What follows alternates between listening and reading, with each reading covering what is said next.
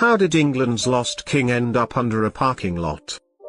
A long-lost king, his battle for the throne, and an incredible modern-day discovery that captured the world's attention. This king's remains were found under a parking lot, and when they were uncovered, it left everyone surprised. King Richard III perished tragically on the battlefield in 1485, and for many years, it was unknown what became of him.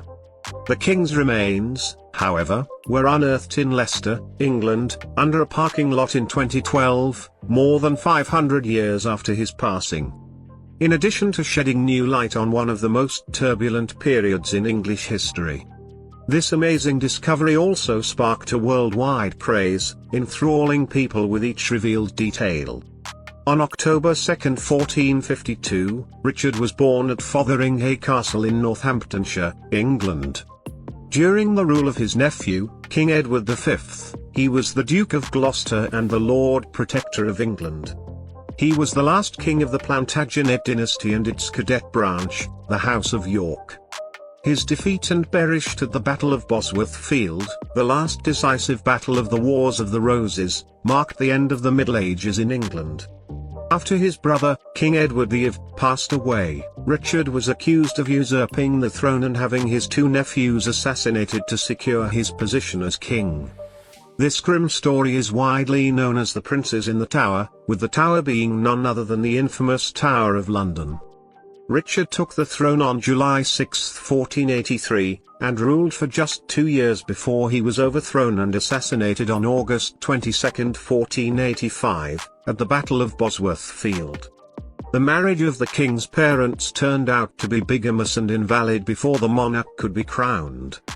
Edward and his siblings were prevented from taking the throne because they were now considered to be legally illegitimate. A group of lords and commoners approved a statement to this effect on June 25 and acknowledged Richard as the legitimate monarch. On July 6, 1483, he was finally crowned. The last English king who passed away in war was Richard III. When a group of historians and fans became interested in locating the king's burial place in the late 20th century, the concept of finding the bones of King Richard III was born. Richard faced two significant uprisings during his rule.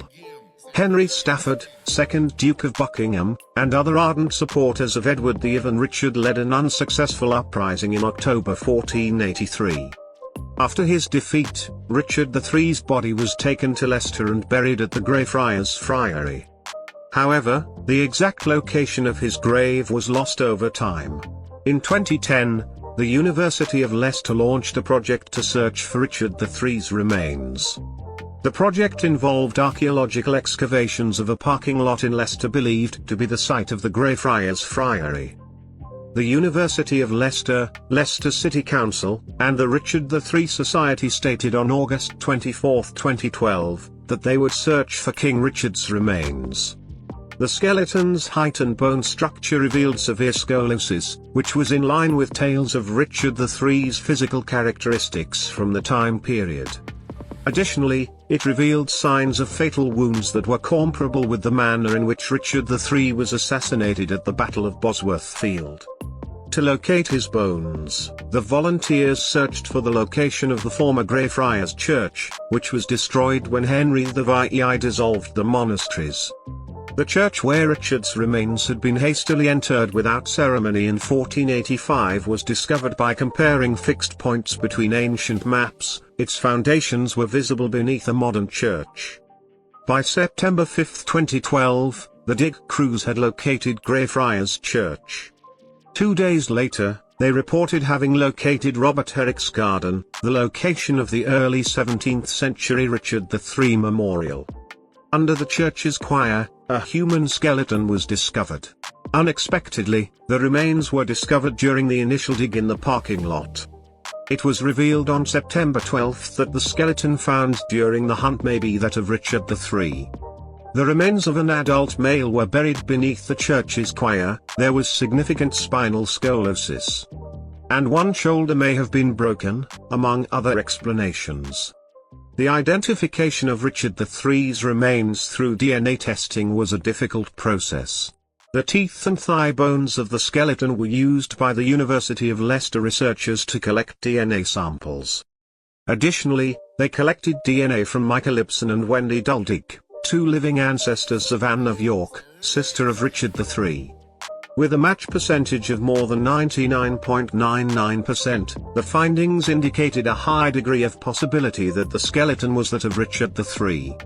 On February 5, 2013, Caroline Wilkinson of the University of Dundee conducted a facial reconstruction of Richard III, commissioned by the Richard III Society, based on 3D mappings of his skull. The face is described as warm, young, earnest, and rather serious. On February 11, 2014, the University of Leicester announced the project to sequence the entire genome of Richard III and one of his living relatives, Michael Ibsen, whose mitochondrial DNA confirmed the identification of the excavated remains. Richard III thus became the first ancient person of known historical identity whose genome has been sequenced. Richard III was restored in 2015 at Leicester Cathedral in a ceremony that was attended by dignitaries and members of the royal family. An important turning point in English history was the discovery of Richard III's remains, which revealed fresh information about the life and demise of one of the nation's most contentious kings.